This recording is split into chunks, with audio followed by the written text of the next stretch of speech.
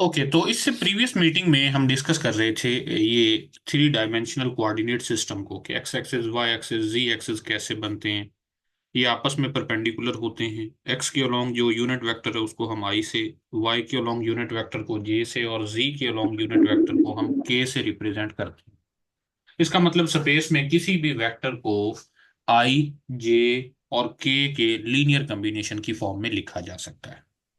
अच्छा, अब हम लास्ट में कुछ पूछ रहे थे जी, ये कि डायरेक्शन कोसाइन क्या होते हैं। तो डायरेक्शन कोसाइन को समझने से पहले हम जरा डॉट प्रोडक्ट को स्टार्ट करते हैं और फिर उसी में हम डायरेक्शन कोसाइन को भी डिस्कस कर लेंगे। अच्छा, मैट्रिक्स वेक्टर्स में कम्यूटेटिव लॉ ऑफ एडिशन पाया जाता है, associative law of vector addition पाया जाता है। ये हम पहले भी डिस्कस कर चुके हैं कि ये प्रॉपर्टीज हैं कौन सी। Zero vector as an additive identity चलती है, हर वेक्टर का नेगेटिव वेक्टर भी पाया जाता है। स्केलर मल्टीप्लिकेशन जो है वो भी कम्यूटेटिव है, इन दैट सेंस कि आप स्केलर को लेफ्ट से मल्टीप्लाई करें या राइट से मल्टीप्लाई करें, एक ही बात होती है। ओके, और डिस्ट्रीब्यूटिव लॉ भी पाया जाता है। अच्छा, अब हम बात करने जा रहे थे स्केलर प्रोडक्ट की, या डॉट प्रोडक्ट जिसे हम बोलते हैं।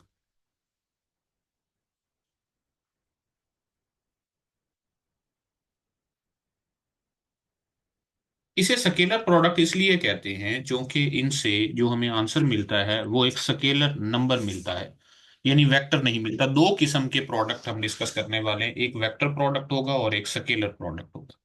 तो हम उनमें से अभी स्केलर प्रोडक्ट डिस्कस करना चाह रहे हैं। फॉर एग्जांपल, हमारे पास दो वेक्टर्स हैं, दिस इज वेक्टर ए, और एक और वेक्टर है वेक्टर बी। ओके, दूसरे वेक्टर को हम इस तरह से बी से रिप्रेजेंट कर देते हैं कि ये रहा वेक्टर बी।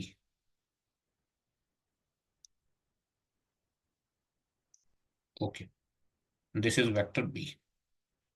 इन दोनों के दरमियान कुछ एंगल भी होगा, तो वेक्टर ए से वेक्टर बी की तरफ जो बनने वाला एंगल है उसको हम थीटा कह देते हैं। तो यहाँ पर ये जो वेक्टर ए और बी का डॉट प्रोडक्ट है, ये कुछ यूं डिफाइन किया जाएगा कि A dot B that is equal to magnitude of vector A, magnitude of vector B, and cos of theta. यानी यहां से ये जो नंबर मिलेगा हमें वो कहलाएगा scalar product of A and B. अच्छा, इसके साथ मैं एक और चीज भी एक्सप्लेन कर दूं कि प्रोजेक्शन से क्या मुराद है। अगर हम वेक्टर बी से यहां पर परपेंडिकुलर ड्रा करें वेक्टर ए पर, तो यहां से यहां तक ये जो वैल्यू है, यानी इनका जो डिस्टेंस है, इसको हम बोलते हैं scalar projection, scalar projection of vector be on vector A. क्योंकि बी का साया लिया गया है वेक्टर ए पर, तो ये प्रोजेक्शन ऑफ बी ऑन ए कहलाएगा। अच्छा, इसकी लेंथ चाहिए ना हमें, तो ये लेंथ है कितनी, अगर हम बात करें सिर्फ लेंथ की फॉर्म में, तो मैं ऐसा करता हूं कि यहां पर अलग से एक राइट ट्राइंगल बना लेता हूं। ओके, ये हमें फाइंड करना है। For example, this is question mark. ये हमें मैग्नीट्यूड ऑफ बी मालूम है, और ये जो लेंथ है, ये कितनी लेंथ होगी, तो इसको हम अभी डिस्कस नहीं करते। और ये एंगल हमें मालूम है, दिस इज एंगल थीटा। तो अगर ये नीचे वाली हमें लेंथ चाहिए इस ट्राइंगल में, ये नीचे वाली जो लेंथ है ये बेस है और ये हाइपोटेन्यूस है, तो जब बेस और हाइपोटेन्यूस की आपस में डिस्कशन हो रही हो तो कॉस थीटा डिस्कस किया जाता है। यानी हम यहाँ लिख सकते हैं cos theta is equal to base, यानी जो क्वेश्चन मार्क हमें चाहिए, divided by hypotenuse, so vector B का मैग्नीट्यूड। तो ये जो क्वेश्चन मार्क है ये किसके इक्वल आ जाएगा, magnitude of B and cos of theta. यानी ये जो बी मैग्नीट्यूड और कॉस थीटा है, ये क्या है, this is the projection of B on to A, या ऑन ए। तो इस तरह ये फार्मूला भी बन गया कि projection of B on A का मतलब है magnitude of B and cos theta. Projection of B on A. अच्छा, अगर दूसरी तरफ देखा जाए कि ए डॉट बी इक्वल होता है A magnitude B magnitude cos theta, तो ये किसके इक्वल बन जाएगा, अगर हम इसको यहीं पर रहने दें और ए मैग्नीट्यूड को दूसरी साइड पर डिवाइड कर दें, तो A dot B divided by magnitude of A will be projection of B on A. और अगर हमें चाहिए projection of A on B तो ये बन जाएगा A dot B over magnitude of B. खैर, ये तो हमें यहाँ डेफिनेशन से हमने एक छोटा सा कंसीक्वेंस निकाला। अब अगली बात ये है, कुछ प्रॉपर्टीज हैं इसकी। अगर हम यूनिट वेक्टर आई का डॉट प्रोडक्ट लें यूनिट वेक्टर आई के साथ, तो वो किसके इक्वल होगा?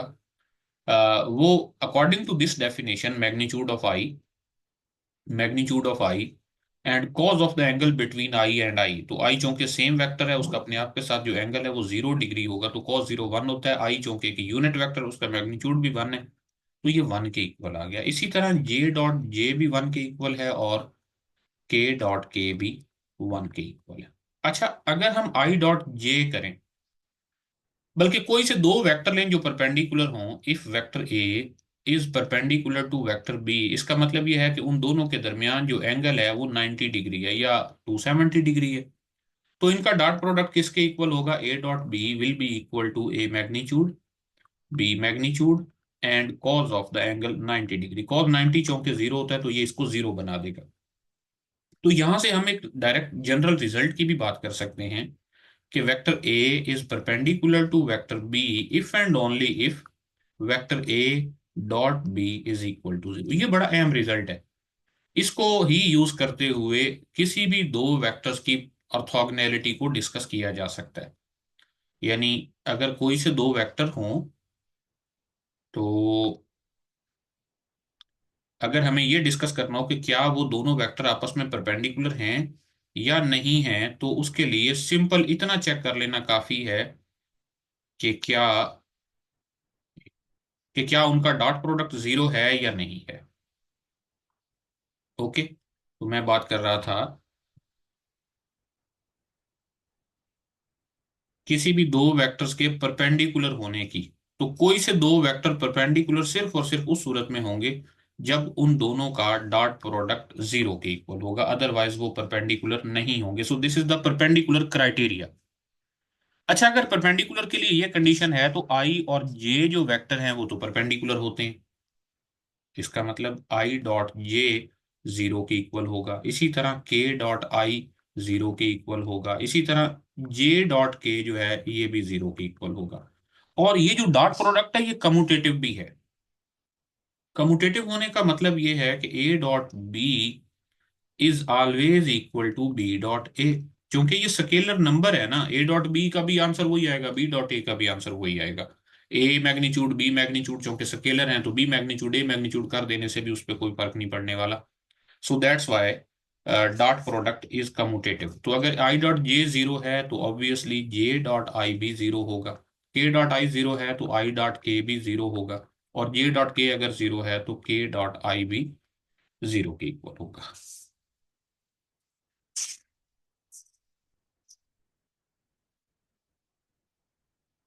अच्छा, डॉट प्रोडक्ट को कंपोनेंट्स की फॉर्म में भी लिखा जा सकता है। इन टर्म्स ऑफ कंपोनेंट्स कैसे लिखेंगे?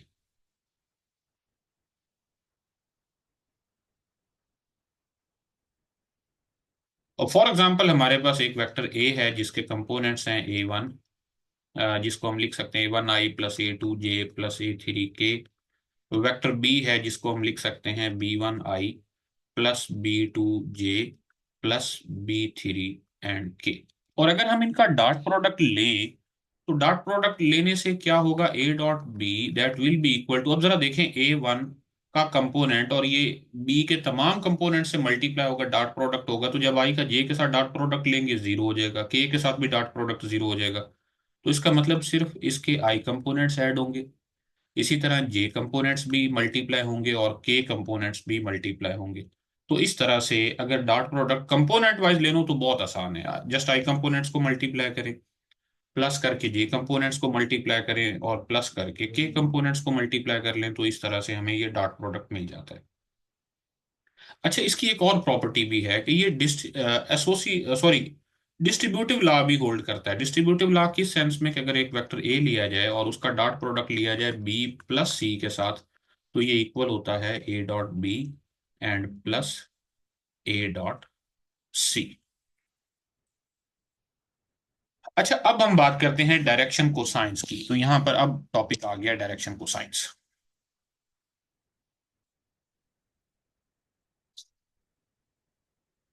तो पहले डायरेक्शन एंगल्स को ना डिस्कस कर लें।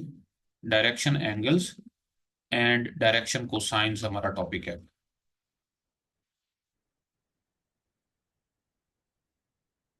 इसको थोड़ा सा विजुअलाइज करने के लिए मैंने अभी ना, जब ये ब्रेक थी तो एक ऐप ओपन की थी, मैं उसकी तरफ लेकर चलता हूँ आपको। ये ओके, ये जियो जबरा एक ऐप है, उस पर ये सारी इसका काम किया जाता है, यानी मैं उसकी मदद से समझाने की कोशिश कर रहा हूँ। ये हमारे पास यहाँ से आप देखें, एक्स एक्सिस वाई एक्सिस और जी एक्सिस इस तरह से बनते हैं। ये नीचे एक्स एक्सिस वाई एक्सिस है, ये जो रेड है ये एक्स एक्सिस है, ये ग्रीन वाई एक्सिस है, और ये जो इस पर परपेंडिकुलर है ब्लू, ये जी एक्सिस है। ओके, हम स्पेस में एक वेक्टर ले लेते हैं, vector V, this is the vector V.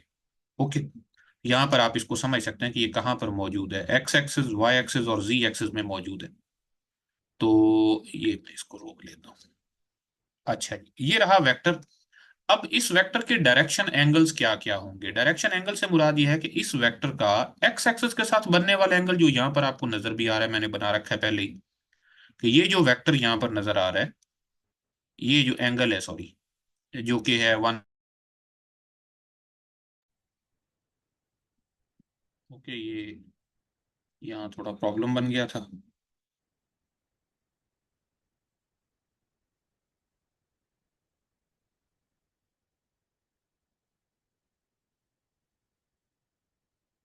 Okay, मैं ये डिस्कस कर रहा था कि ये है हमारे पास total X axis Y axis और जी एक्सेस, और इसमें ये वाला वेक्टर लिया गया है वी, जो कि है 2 6 3, यानी 2i + 6j + 3 के। तो इसका जो एक्स एक्सेस के साथ, यानी इस रेड लाइन के साथ जो एंगल बनता है, यानी अभी तक यहाँ कोई एंगल बनता दिखाई नहीं दे रहा, अगर मैं यहाँ पर इसको बनाऊं, ये वाला एंगल जो अल्फा, इसका ब्लैक और इस रेड का आपस में बनने वाला है, ये एंगल अल्फा कहलाता है, हम इसको अल्फा से डिनोट करते हैं। अच्छा, अब इसी का वाई एक्सिस के साथ भी एक एंगल बनेगा, यानी इस ग्रीन के साथ जो एंगल बनेगा उसको हम बीटा कह देते हैं। यहाँ पर देखें, ये आपको नजर आ रहा होगा कि ये बीटा, बीटा कौन सा एंगल है, मैं इसे थोड़ा सा बड़ा कर देता हूं। ये बीटा इज द एंगल जो कि वाई एक्सिस के साथ इसी वेक्टर का बन रहा है। और अगर जी एक्सिस के साथ भी इसका एंगल बनाया जाए, जिसको गैमा से रिप्रेजेंट किया जाए, तो ये वाला जो गैमा है, ये तीसरा एक ऐसा एंगल है जो कि जी एक्सिस के साथ इसका बन रहा है। तो अगर मैं तीनों को यहाँ पर ड्रा कर दूं एट अ टाइम, बीटा को भी, अल्फा को भी और गैमा को भी, तो ये इस तरह से आपको नजर आ रहे होंगे। तो पहली बात तो ये है कि ये जो तीनों वेक्टर्स हैं, ये जो तीनों एंगल्स हैं, ये डायरेक्शन एंगल्स कहलाते हैं। मैं यहाँ पर इनको लिख लूं कि direction angles are alpha, beta and gamma.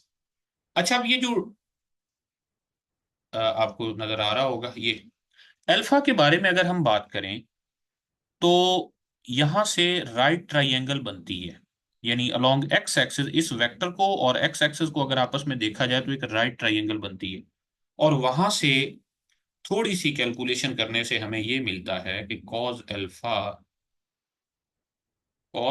That is equal to x/r, r is the magnitude of vector. इसी तरह cos बीटा इक्वल होगा y/r, और cos गैमा इक्वल होगा z/r। तो इसका मतलब ये है कि जो वेक्टर ए इस तरह का था, xi + yj + z अब उसमें x y और z की जगह ये लिखे जा सकते हैं। तो अगर हम इनको लिखें, तो अच्छा, अगर हम ए वेक्टर का यूनिट वेक्टर फाइंड करें तो ये क्या बनेगा, x ओवर, यानी vector A over magnitude of A, vector A over magnitude of vector ए।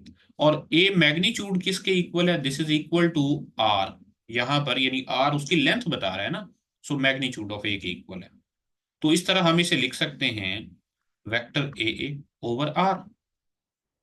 सो हम इसे लिख सकते हैं x/r(i) + y/r(j) + z/r(k), यानी इसे यूं भी लिखा जा सकता है cos alpha i + cos beta j + cos gamma k। यानी इसको एक और तरह से हम डिफाइन करते हैं कि किसी भी वेक्टर के अगर डायरेक्शन कोसाइंस मालूम करना हो, उस वेक्टर का यूनिट वेक्टर बनाइए, तो यूनिट वेक्टर के जो कंपोनेंट्स होंगे वो डायरेक्शन कोसाइंस होंगे, कॉस अल्फा, कॉस बीटा और कॉस गैमा।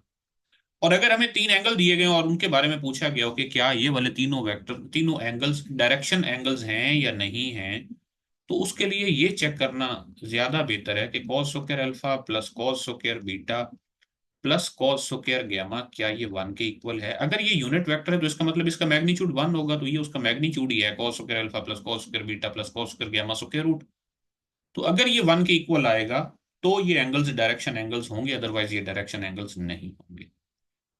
आपके कुछ ज्यादा क्वेश्चंस आ गए, मैं उनको पहले देख लूं।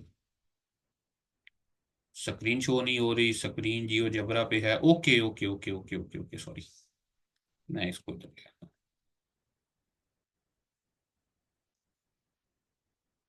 ये रहती, सॉरी जी, ये अल्फा बीटा गैमा हमारे पास डायरेक्शन को एंगल्स हैं। तो cos alpha X over R, cos beta Y over R, cos gamma को जी ओवर आर लिखा जा सकता है। वेक्टर ये अगर इस तरह का हो तो उसके यूनिट वेक्टर को इस तरह से लिखा जा सकता है, X over R I plus Y over R J plus Z over R K, यानी cos alpha I plus cos beta J plus cos gamma K, cos gamma K. और चूंकि वो यूनिट वेक्टर है ए यूनिट वेक्टर, तो उसका magnitude one होगा, तो उसका मैग्नीट्यूड का फार्मूला बनेगा cos square alpha plus cos square beta plus cos square gamma square root. तो वो वन के इक्वल होगा, इसलिए cos square alpha plus cos square beta plus cos square gamma भी वन के इक्वल है। यानी कि को तीन एंगल दिए गए और उनको ये चेक करना कि क्या वो डायरेक्शन कोसाइन डायरेक्शन एंगल्स हैं या नहीं हैं, तो जस्ट ये आखिरी वाली आइडेंटिटी को चेक कर लेना सबसे ज्यादा बेहतर है। अच्छा, अब समटाइम्स आपका जो प्रीवियस पेपर था एसएस का, उसमें भी शायद एक क्वेश्चन इससे रेलिवेंट था कि दो वेक्टर दिए गए थे और उनके दरमियान एंगल के बारे में बात की गई थी। तो how to find angle between two vectors, how to find angle between vectors. For example हमारे पास एक वेक्टर ए है और एक वेक्टर बी है, तो आप उनका डॉट प्रोडक्ट लें तो ए डॉट बी इक्वल होता है A magnitude B magnitude and cos of theta. तो यहां से हम लिख सकते हैं cos theta is equal to A dot B divided by magnitude of A and magnitude of B. या फिर हम यहाँ से लिख सकते हैं theta is equal to cos inverse vector A dot B divided by magnitude of A and magnitude of B. तो ये जो फार्मूला है ये यूज किया जाता है किसी भी दो वेक्टर्स के दरमियान एंगल फाइंड करने के लिए। ओके। अच्छा, अब इस स्केलर प्रोडक्ट की एक एप्लीकेशन है कि वर्क जो है, वर्क स्केलर प्रोडक्ट की मदद से फाइंड किया जा सकता है। वर्क होता क्या है, पहले हम इसको समझते हैं। फॉर एग्जांपल हमारे पास एक फोर्स है, एक पार्टिकल है, यानी आप मान लें कि यहां पर एक पार्टिकल रखा हुआ है। ओके, इस पर हम फोर्स अप्लाई करते हैं, यहां पर इस डायरेक्शन में इस पर फोर्स लगाते हैं। इस फोर्स के नतीजे में ये पार्टिकल यहां से आगे की तरफ शिफ्ट हो जाता है। कहाँ? यहां से आगे चलते चलते यहां तक पहुंच जाता है। ओके, सॉरी, ये कुछ बड़ा नहीं बन गया।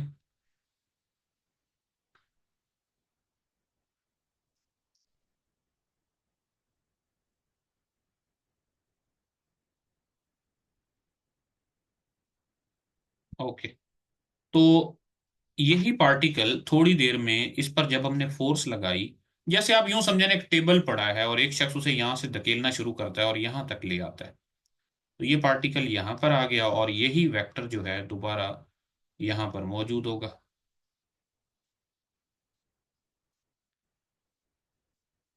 यानी इसी डायरेक्शन में वो वेक्टर दोबारा से यहां पर आ जाएगा। इसका मतलब अगर हम इस वेक्टर को एज अ फोर्स कंसीडर करें, एफ के तौर पर लें, और यहां से यहां तक का जो डिस्टेंस कवर हुआ है उसकी डायरेक्शन भी मौजूद है, अगर हम उसको एज अ वेक्टर डी लें, तो इस फोर्स एफ और डी का जो डॉट प्रोडक्ट है उसको हम वर्क कहेंगे, work of the force F with the distance D. तो एफ डॉट डी का फार्मूला क्या होना चाहिए? Magnitude of F, magnitude of the displacement and cos of the angle theta. Theta क्या है जी? इस डी और इस एफ के दरमियान बनने वाला एंगल है।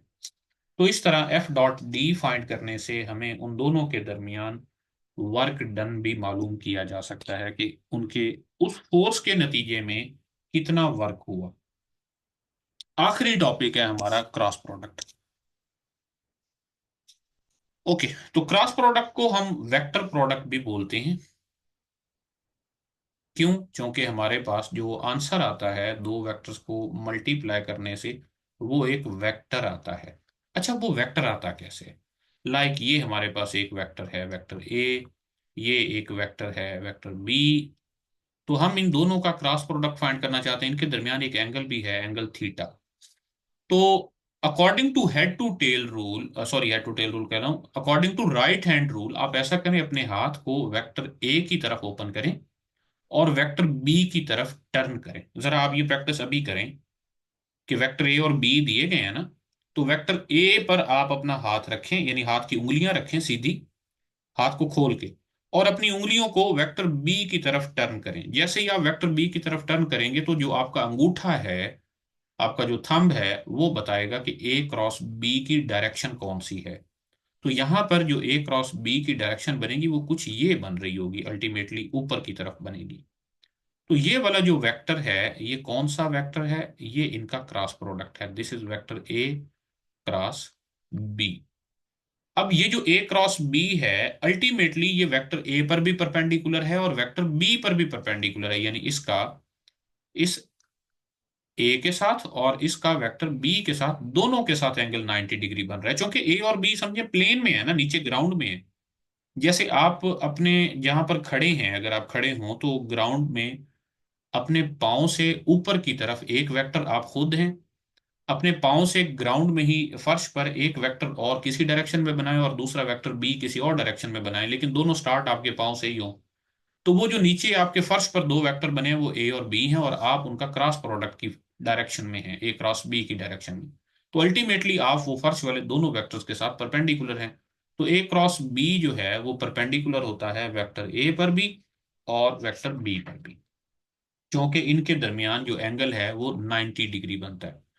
अच्छा, अब ए क्रॉस बी का फार्मूला क्या है? क्योंकि ये एक वेक्टर है, so A cross B is equal to magnitude of A, magnitude of B, sine of theta, और साथ में एक यूनिट वेक्टर एन। एन क्या है? एन उसी डायरेक्शन में यूनिट वेक्टर है। ये ए क्रॉस बी की जो डायरेक्शन है, यानी नॉर्मल है बेसिकली। जो प्लेन, जिस प्लेन में वेक्टर ए और बी पाए जाते हैं, ये उस प्लेन पर परपेंडिकुलर वेक्टर है, उस पर नॉर्मल वेक्टर है। सो दैट्स वाई इसको यूनिट वेक्टर एन से रिप्रेजेंट किया जाता है। अच्छा, यहीं पर अगर लगे हाथों हम बी क्रॉस ए मालूम करें, तो ये माइनस ए क्रॉस बी के इक्वल होगा। वजह? क्योंकि अगर आप बी क्रॉस ए करते हैं तो उसी तरह आप अब बी से ए की तरफ टर्न होंगे, तो आपका जो थंब है उसकी डायरेक्शन नीचे की तरफ होगी। So this will be B cross A. तो ये दोनों वेक्टर्स, ऑल दो मैग्नीट्यूड इनकी बराबर होती है, लेकिन डायरेक्शन अपोजिट होती है। सो दैट्स वाई ये एक दूसरे का नेगेटिव है। और अगर हम इसके मैग्नीट्यूड की बात करें तो ए क्रॉस बी का मैग्नीट्यूड किसके इक्वल होगा?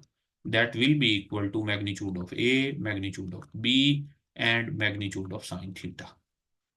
वो जो एन यूनिट वेक्टर उसका मैग्नीट्यूड 1 होता है, तो इसलिए ये बन जाएगा। अच्छा, अब हम इसकी कुछ प्रॉपर्टीज की बात करते हैं। उसमें सबसे पहले ये है कि हमने पीछे आई डॉट आई फाइंड किया था, तो जरा आई क्रॉस आई फाइंड करें। फॉर एग्जांपल कोई वेक्टर ए है और हम उसका अपने आप के साथ क्रॉस प्रोडक्ट लेना चाहते हैं, तो वो क्या होगा? A magnitude, B magnitude, sine of the angle, उनके दरमियान एंगल कितना होगा? 0, और एन यूनिट वेक्टर। तो ये क्या बन जाएगा? साइन जीरो तो जीरो होता है, तो जीरो वेक्टर बनेगा। यानी वेक्टर का अपने आप के साथ क्रॉस प्रोडक्ट हमेशा जीरो वेक्टर होता है। इसका मतलब आई क्रॉस आई भी जीरो है, जे क्रॉस जे भी जीरो है। Zero vector, not only zero. अक्सर ये गलती करते हैं, हम जीरो लिख देते हैं, लेकिन वो जीरो एक वेक्टर है, सो दैट्स वाई उसके ऊपर एरो भी लगना चाहिए। अच्छा, और अगर दो वेक्टर परपेंडिकुलर हों, यानी हम मान लें कि vector A is perpendicular to vector B, तो इसका मतलब उनके दरमियान जो एंगल है वो 90 डिग्री है। तो ए क्रॉस बी किसके इक्वल होगा? A cross B will be A magnitude, B magnitude, and sine of 90, और साथ में unit vector N. So this will be equal to magnitude of A, magnitude of B, and N unit vector, यानी उस पर perpendicular भी होगा। अच्छा, अब अगर हम आई क्रॉस जे फाइंड करें तो वो किसके इक्वल है? I cross J, that will be magnitude of I, magnitude of J, and sine of 90 degree और साथ में एक यूनिट वेक्टर। अच्छा, अब आई और जे पर नॉर्मल वेक्टर यूनिट वेक्टर कौन सा है? एक ऐसा वेक्टर बताइए जो आई और जे दोनों पर परपेंडिकुलर हो, तो वो वेक्टर के होता है। आई का मैग्नीट्यूड 1 है, जे का मैग्नीट्यूड 1 है, तो यहां पर एन की जगह हम के लिख सकते हैं और साइन 90 भी 1 है, so this is equal to K. अच्छा, इसको याद करने का सबसे बेहतरीन तरीका ये है, आप यहां पर आई रखें, यहां पर जे रखें और यहां पर के रखें। तो अगर आप इसी डायरेक्शन में चलते हैं तो आई क्रॉस जे, इससे अगले वाला के, इसी तरह जे क्रॉस आई जो है उससे नेक्स्ट किसके इक्वल होगा? जे क्रॉस के जो है वो आई के इक्वल होगा। इसी तरह के क्रॉस आई वो इक्वल होगा जे। लेकिन अगर आप इसकी अपोजिट डायरेक्शन में चलेंगे तो नेगेटिव आ जाएंगे अल्टीमेटली। यानी जे क्रॉस आई अगर हम करना चाहें तो वो नेगेटिव के होगा। इसी तरह के क्रॉस जे जो है वो इक्वल होगा माइनस आई। और लास्ट में आई क्रॉस के इक्वल होगा माइनस जे। तो ये तो यूनिट वेक्टर्स के क्रॉस प्रोडक्ट की हमने बात कर ली। लेकिन अगर हमारे पास वेक्टर कंपोनेंट वाइज हों तो फिर उनके क्रॉस प्रोडक्ट कैसे फाइंड किया जाए? वो बड़ा आसान है। अगर वेक्टर ए इक्वल हो A1 I plus A2 J plus A3 के, और वेक्टर बी इक्वल हो B1 I plus B2 J plus B3 के, तो उनका क्रॉस प्रोडक्ट एक डिटर्मिनेंट के रूल से फाइंड करना ज्यादा आसान है। डिटर्मिनेंट उसमें फर्स्ट रो आई, जे और के रखें। सेकंड रो में आप ए के कंपोनेंट्स रखें, A1 A2 A3, और थर्ड रो में बी के कंपोनेंट्स रखें, B1 B2 एंड B3, और इसको इवेलुएट कर लें। तो इस तरह से बड़ी आसानी से हम इनका क्रॉस प्रोडक्ट फाइंड कर सकते हैं। अच्छा, अब इसकी एप्लीकेशंस क्या हैं? क्रॉस प्रोडक्ट को यूज करते हुए हम क्या क्या फाइंड कर सकते हैं? तो सबसे पहले तो एरिया ऑफ अ पैरेललोग्राम की बात करते हैं। Area of parallelogram. पैरेललोग्राम क्या है? पैरेललोग्राम एक ऐसी चार साइडों वाली शक्ल है जिसके आमने सामने वाली साइडें पैरेलल होती हैं। यानी मैं यहां पर अगर इसको कुछ बना दूं तो शायद यहां पर हो।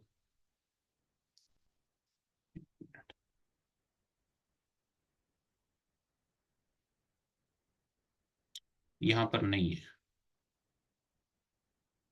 चलिए कोई नहीं, हम बना लेते हैं। ये अगर मैं इस तरह से बनाऊं कोई शेप,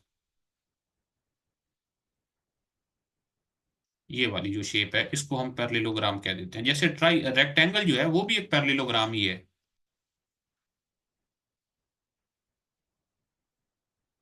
ओके, अच्छा, अब ये एक पैरेललोग्राम है। फॉर एग्जांपल इस पॉइंट को हम फिक्स कर देते हैं और ये एक वेक्टर है और ये भी एक वेक्टर है। फॉर एग्जांपल इसमें से जो पहला वेक्टर है वो ए है और एक दूसरा वेक्टर जो है वो बी है।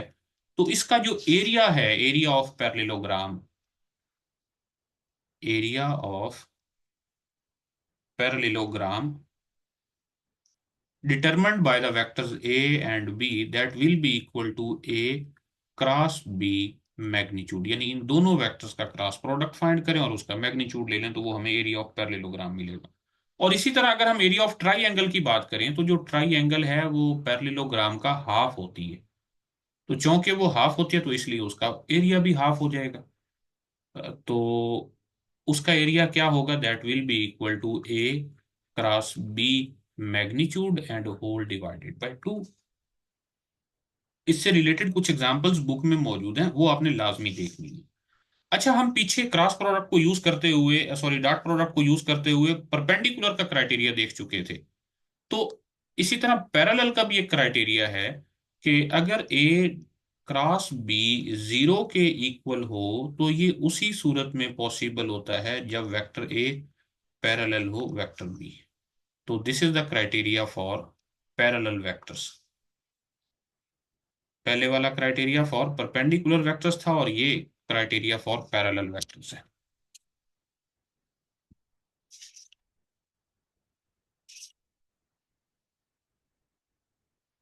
एक और है इसमें, टॉर्क या moment of the force.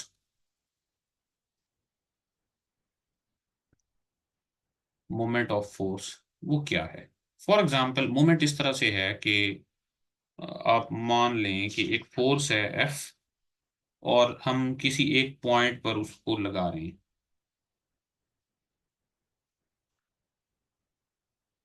For example ये एक पॉइंट है और यहां से यहां तक का कुछ डिस्टेंस भी है। ओके। तो ये जो वेक्टर है इसको हम वेक्टर आर कह देते हैं।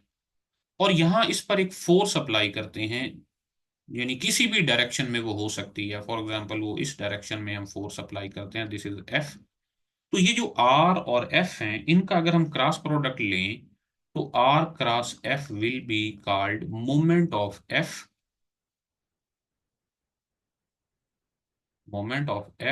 About the point O. ये वो पॉइंट ओ है। ये आप ऐसे ही समझ लेना कि जैसे आप रेंच या कोई पाना वगैरह डालते हैं किसी चीज को खोलने के लिए, साइकिल का जो पहिया है उसका जो पैडल है तो वो उनके दरमियान भी एक टॉर्क ही डेवलप होता है। तो यानी अगर हम किसी चीज को यहां पर आप मान लें कि कोई नट सा लगा हुआ है और ये एक वो है जो उसे खोल रहा है। ओके। तो यहां पर जब हम फोर्स उस पर अप्लाई करेंगे तो ये इस डायरेक्शन में रोटेट हो जाएगा। तो इसकी वजह से इस फोर्स के अप्लाई करने से जो उसमें टर्निंग इफेक्ट पैदा हुआ है उसको टार्क या मोमेंट ऑफ द फोर्स भी बोलते हैं। अच्छा, इसके बाद हम बात करते हैं स्केलर ट्रिपल प्रोडक्ट की। आई थिंक इसमें वेक्टर ट्रिपल प्रोडक्ट नहीं है, ये इसका आखिरी है। स्केलर ट्रिपल प्रोडक्ट क्या है?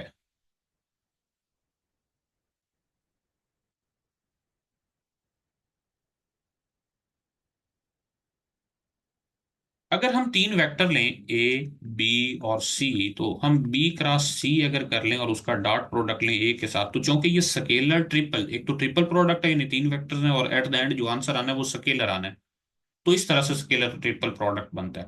तो A dot B cross C evaluate करने का तरीका क्या है कि आप पहली रो में यानी एक 3 बाय 3 का डिटर्मिनेंट ही इवेल्युएट करें, लेकिन उसकी पहली रो में ए के कंपोनेंट्स लिखें, दूसरी रो में बी के कंपोनेंट्स लिखें और तीसरी रो में सी के कंपोनेंट्स लिखें, C1 C2 और सी।